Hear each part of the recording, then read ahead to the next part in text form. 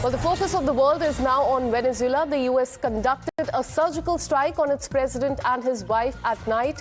Reports suggest that Nicolás Maduro and the First Lady were captured during a surprise raid by the U.S. forces after being pulled from their bedroom.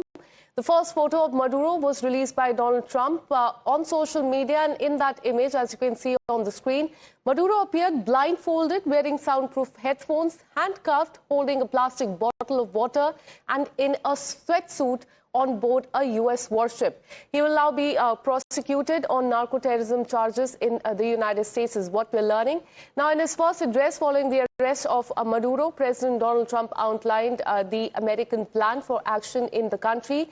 He stated that the United States will oversee the country until a power transition is completed. However, he did not specify a timetable for this transition. For more on this, let me go across to my colleague and consulting editor, Srinjoy Chaudhary. Good morning, Srinjoy. Take us through the latest, what has happened in the last 24 hours, and a statement, a press conference that is coming from Donald Trump. Yes, good morning. You've heard President Trump. You've heard Pete Hegseth, the defense secretary. You've heard military officials. You've heard Marco Rubio. The point is, there are really two or three important issues now to be concerned about. First is regime change. Now, is this really regime change? Sure, this is a 21st century Monroe Doctrine, as President Trump also mentioned. But the point is, the vice president, the military chiefs, the interior ministers, all close associates of Maduro, are still there. So the question is, who will be in charge in Venezuela? Who among the Americans, and how long will they be in charge? That's a question that has to be answered.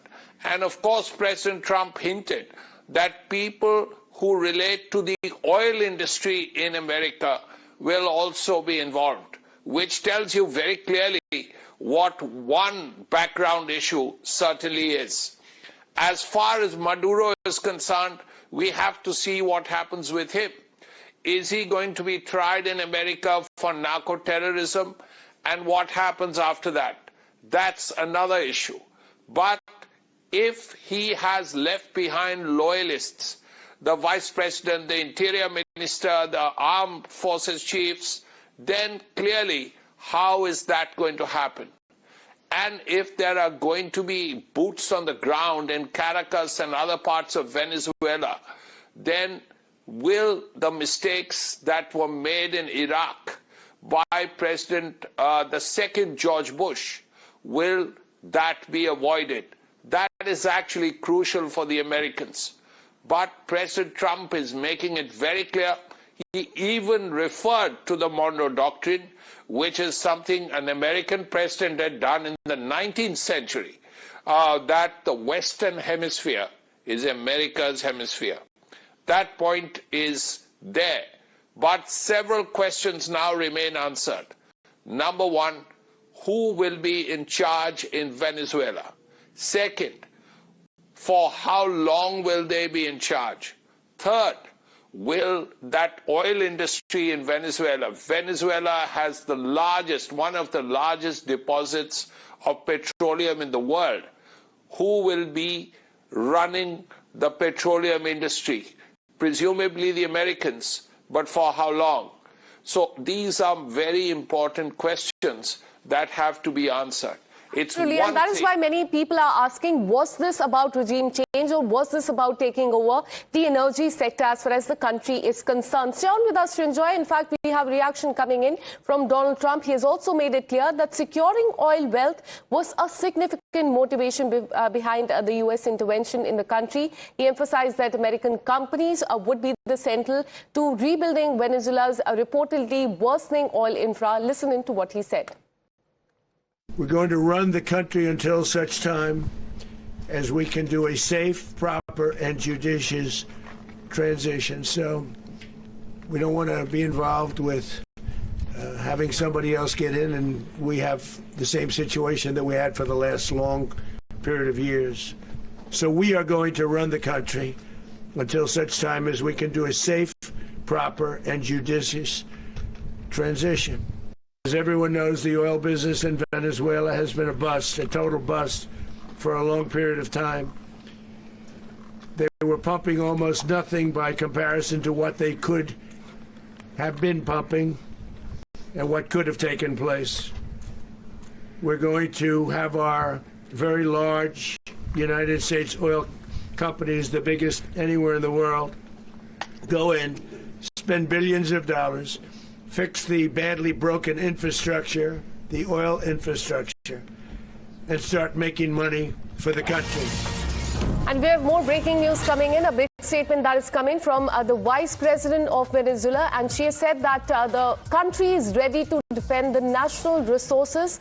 The Venezuelan Vice President has said the country needs to defend the natural resources following the U.S. attack. And this is a statement that has come in that we demand that immediate release of President and his wife. The only president of the Venezuela is what she has gone on to say. And here's the most important high command of the Venezuelan state, the military high command, the high command of the state, the high command council of the vice president. All the factors are combined. Political factors of the national power in Venezuela is what she has said. And this is, in fact, a reaction that is coming from the vice president. And she has demanded the immediate release of President and his wife by the United States, clearly emphasizing that the country is ready to defend the natural resources as well.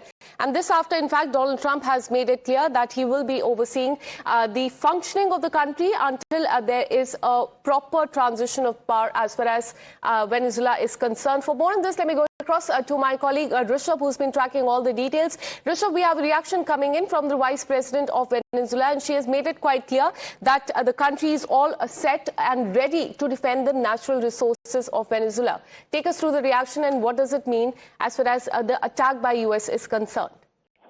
Well, Akanshu, good morning.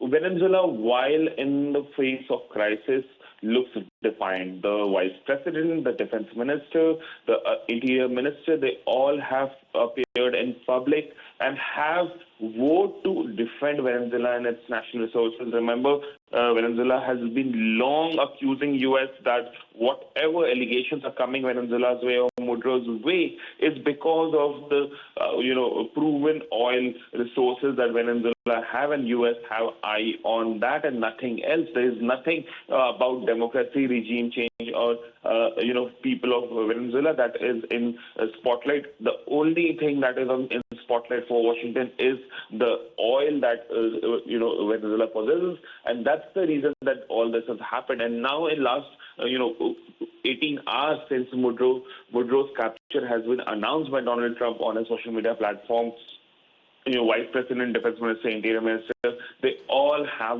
been, in hectic parley, not only speaking to their subject on ground in Venezuela, but also dialing, getting on hotlines with their supporting countries in various parts of the world. Both U.S. and Venezuela right now is trying to ensure that the international sentiment is their way, while many alliance partners of the United States have openly supported the steps taken by Donald Trump against Maduro, but there are many who are still walking the thin ice, and that is somewhere what Venezuela believes can change things, and that's the reason that we are seeing a lot of hotlines being opened from Venezuela and U.S. for the allies, and not even the countries who are sitting on the fence right now. Absolutely, and that's the first reaction that is coming from the Vice President of the country after the attack. And after, in fact, the President and the wife, they were taken away by the United States. Thanks so much, Rishabh, for all the details. Let me once again bring in my colleague Shinjoy Chaudhary. Shinjoy, a first reaction that is coming from the Vice President.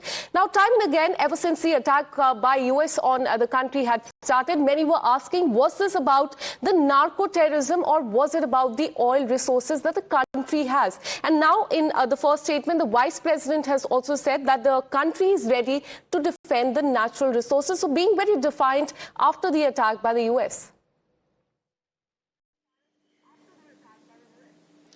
Yes, it's a very unusual situation. When you have a regime change, but you don't have a regime change. You have taken away the president of Venezuela and his wife, but his vice president is still in place. The army chief is still in place. The interior minister, hardliner, is still in place.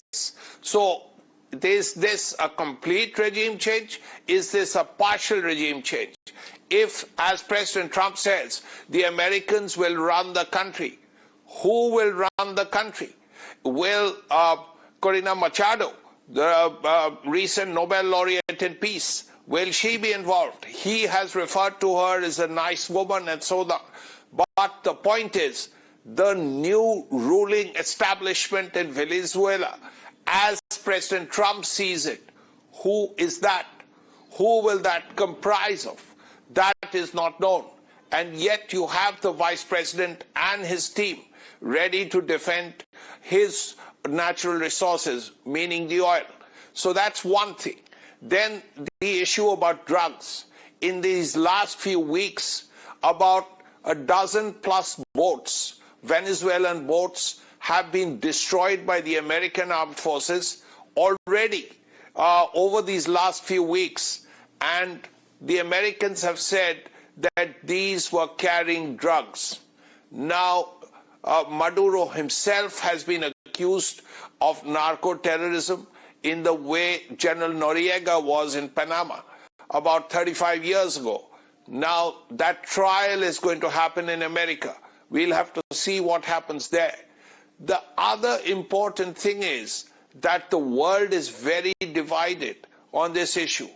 A few allies of America have supported this entire regime change, a sort of partial regime change in Venezuela so far.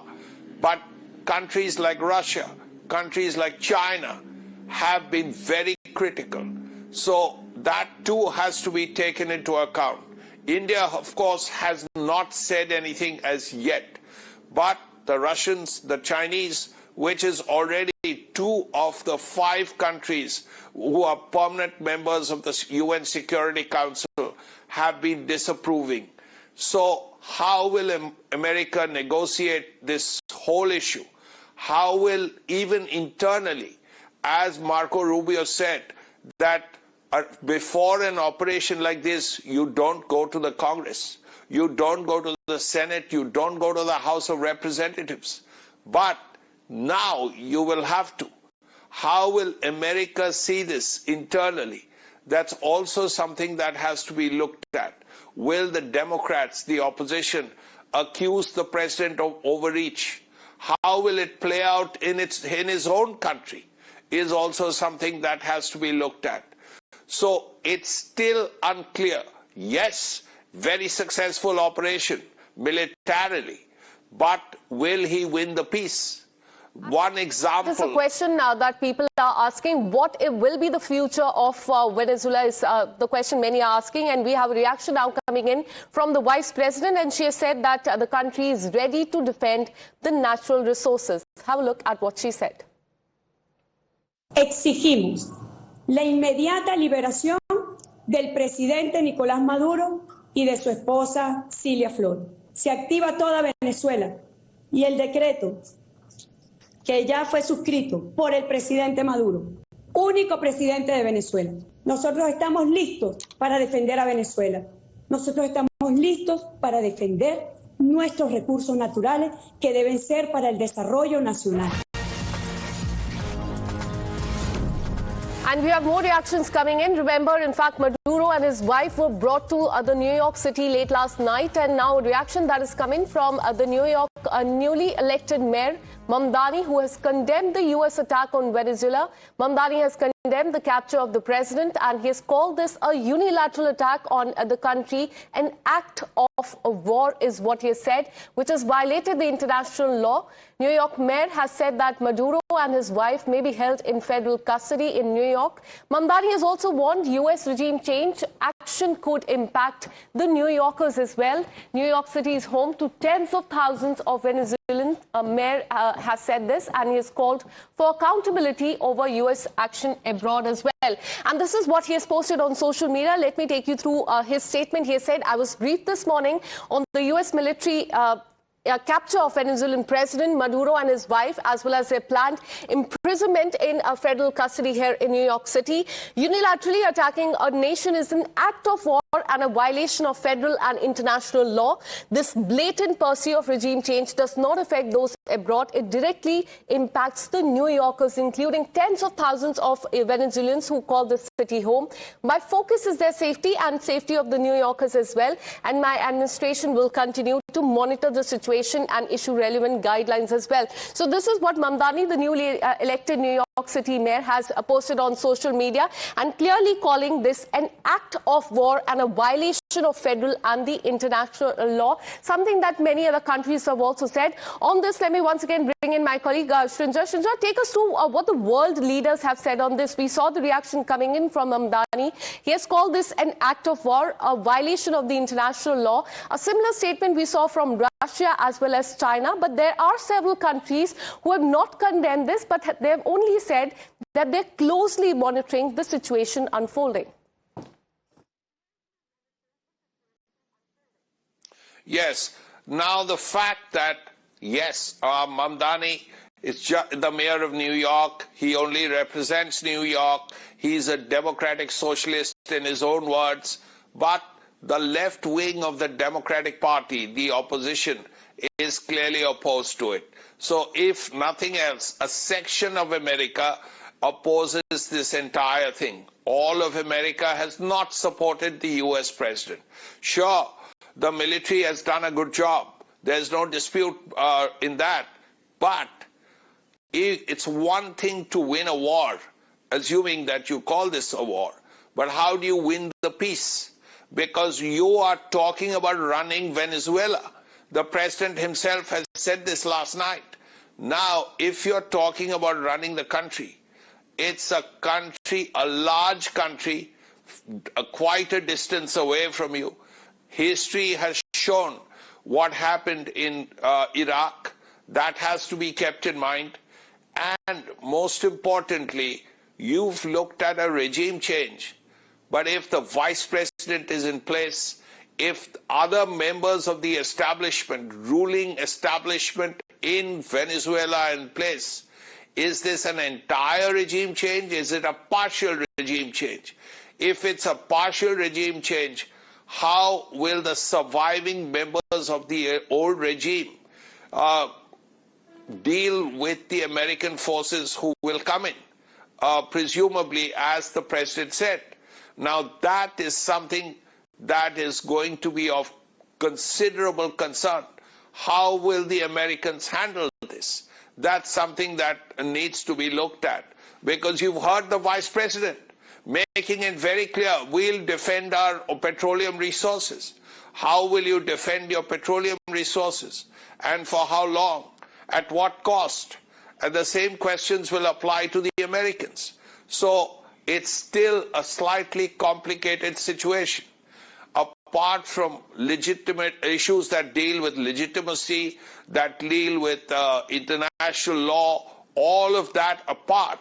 And you've heard the UN Secretary General being very alarmed by this entire situation. So the world has not reacted very positively to the Trump decision.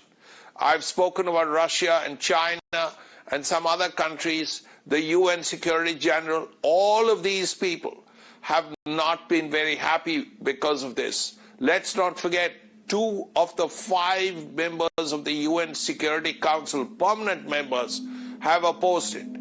Britain and France have not said anything so far. At least that's not what we've heard. Now, the important point is, how will Venezuela look at it? How will the regime in Venezuela deal with the situation? So all of these things are up in the air. Is there going to be some kind of swap? That, okay, you give us Maduro, or you give Maduro back, and we will allow certain things? We don't know. It's just in the realm of speculation. Because when the president says, we will run Venezuela, we will run the petroleum industry, and the Monroe Doctrine is mentioned again, a 21st century Monroe Doctrine, then it's all up in the air. Who will be in charge, and for how long, and at what cost? Presumably, the oil exports will pay for that. But The system has to work. There, we don't know whether there will be an insurgency.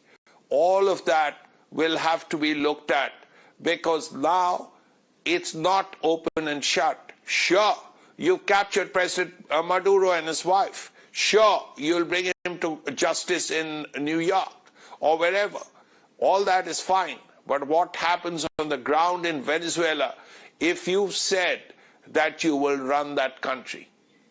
Absolutely, and the future of Venezuela is quite uncertain right now. But let's talk about the reactions that have come in from the world leaders. As you also pointed out, as far as Russia, Iran, China, they are concerned, they've come out in support of Maduro. They've condemned the attack as far as US is concerned. But do take us to, has any reaction come in from India as far as the US attack on Venezuela is concerned?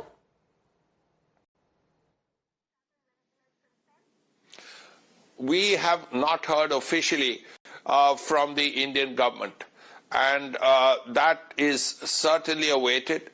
We will have to see how India deals with this situation, what India has to say, if India does have to say. So that will probably come in a while. But very importantly, China and Russia have not been very happy with this entire process, and we have to see what happens. As far as Maduro himself is concerned, clearly the Venezuelans were taken by surprise, because his predecessor, Hugo Chavez, who was a very charismatic leader, very left-wing, had said that he would not ever be allowed to be taken alive by the Americans. And of course, he passed away from cancer. But Maduro and his security people were surprised. They were overwhelmed. They were completely taken over by the Americans, the American actions, and captured, and they were on the Iwo Jima, the USS Iwo Jima, an American warship, and will probably be brought to justice in New York. How that will turn out, we have to see. But as far as the situation in Venezuela is concerned, it is a question that is yet to be answered. How Trump will deal with Venezuela in the next few weeks and months remains a very big question mark. But for now, he has made it clear that he will handle the country until there is a proper transition of power as far as Venezuela is concerned. Stay on with us. We have the reaction of the world leaders coming in. As we told you, Russia, Iran, China, including others, they have come out in support of Maduro and condemned the U.S. action, describing that as the act of armed aggression against Venezuela. Now, after the U.S. has captured the president, the world leaders have called for dialogue. As far as Russia is concerned, it has urged the U.S. to release Maduro and has said issues should be resolved via dialogue. Russia has urged U.S. to release Maduro and call for a dialogue. The Russian Foreign Ministry has urged the U.S. to release the president as soon as possible, and his wife as well, calling them the elected leaders and also stressing that the issue between the two countries should be resolved through a dialogue. Now, that is something that has been posted on social media, a post by the Russian Foreign Ministry, and they've said, in view of the confirmed reports about the President Maduro and his spouse being in the United States, we strongly urge the U.S. leadership to consider their position and release the elected president of the country and his spouse as well. And that remains the stand of Russia. As we told you, as far as Russia and China, Iran are concerned, they have strongly condemned the attack by the U.S. on the country. And that is a statement that has been posted by the Foreign Ministry of Russia here. And they've urged the United States to reconsider their position, release the elected president of the country and his spouse as well. And also, in fact, learning about what has happened in the last 24 hours as well. So this is what UK Prime Minister Keir Starmer has posted on social media after that attack by US on Venezuela. He said, and I quote, "The UK has long supported a transition of power in Venezuela. We regarded Maduro as an illegitimate president, and we shed no tear about the of his regime. I reiterated my support for international law this morning. The UK government will discuss the evolving situation with the US counterparts in the days ahead as we seek a safe and peaceful transition of the government that reflects the will of the people there. So it's clearly calling the president, who has been now taken away and detained by the US, illegitimate, saying that he is waiting for a safe and a peaceful transition of a legitimate government that reflects the will of the people as well. And that has been the stand of the United Kingdom, is what we are learning. There has been no condemnation, but as far as Russia, Iran and China are concerned, a condemnation has come, and also urging for the US to release the president and his wife as soon as possible. We'll continue to get you more details on this big story that we're tracking. With this, a short break.